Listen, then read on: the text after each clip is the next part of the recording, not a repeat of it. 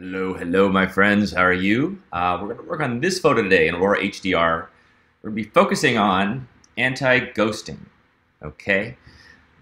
What is anti-ghosting? Well, basically, sometimes when you take an HDR photo, you take 3 photos, right? And sometimes you have an object that's moving in the photos. And if you combine all of them, sometimes it looks blurry or ghosting or kind of weird. So here's how you fix that. By the way, with the new Aurora HDR, you don't have to put in 3 photos. You can just put in 1 raw photo. So that's another option. Of course, if you just put in 1 raw photo, you don't have to worry about ghosting. All right. So this is taken in Shanghai. Let me tell you a little bit about why I like this photo.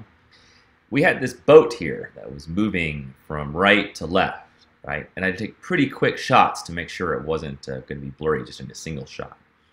But I like how right behind it there is the Bund. You know, that's the old kind of colonial part that England built, 100 years ago or whatever. And then I like how beyond that you just have this kind of Chinese urban sprawl that goes to infinity.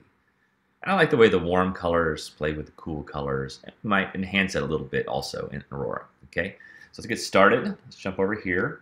So these are the 3 photos I have loaded in. I always turn on alignment, and here's how you fix the ghosting. Okay, you click this little gear. You go click ghost reduction, okay? It always picks the middle exposure, all right? If you want to change that, go ahead. You can pick which of those exposures will be like the main resource for it, okay? And you can adjust the amount. I honestly always leave it on medium. That seems to be just fine, all right? Then I'm going to say create HDR. All right, and here we are. We can kind of look at a before and after here. You see just the process has done some very nice and subtle tone mapping. Might amp that up a little bit more, but it's a good start. And if we zoom into 100%, down there where the boat is, we should see it is nice and clear. No blurring, no ghosting, very solid, okay? Also, by the way, the ghosting would help with all the little people that are walking along the Bund there, so you're not seeing any of that ghosting either. Sometimes it's hard to know all that when you're not zoomed into 100%, okay? So let's just make a few more adjustments here. Let's increase the HDR enhance a little bit. That'll make it a little bit more HDR-y up there on top. A little bit of smart tone to bring up those tones. That's good. Now, I'll do one other minor thing. I want to warm up the Bund even more. Okay, everyone likes a nice warm Bund.